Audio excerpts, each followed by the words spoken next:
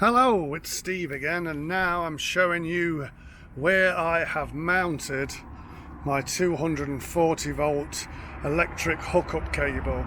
Now I fitted it in this back plastic bumper panel.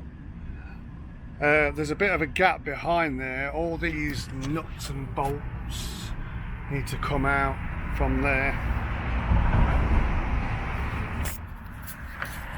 Basically, you just pull the flap up and there it is.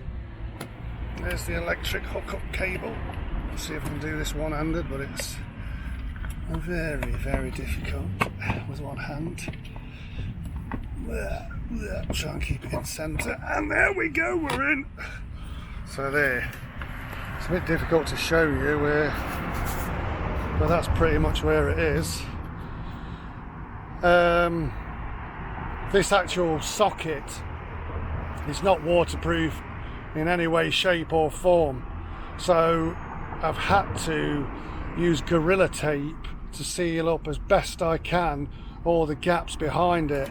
Also, although there's a splash guard underneath where this gap is behind there, I don't hold out and much hope of it stopping all the water from getting through. Another thing, with this being so low down and there not actually being a proper seal on this flap, I don't know how long this is going to last. It's just a test. I mean, these plastic bumpers and corner things are cheap, so it doesn't really matter that much. What I've also done in the back is I've used an old Caravan RCD Protection. I thought I'd use this, seeing as it was free.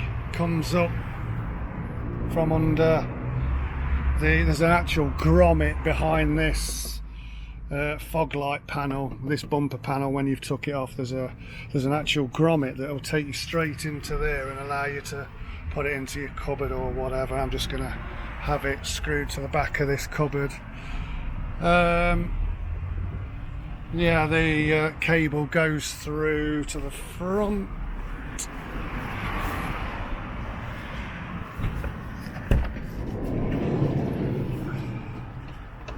So basically, it goes through there on a surge protected socket under there, which will be put somewhere else, and then that one there is in it. And you know, I'm not going to overload it. I know that there's only one of the breakers is 10 amp and the other's 5 amp, but for what I'm running in here, I think that'll do.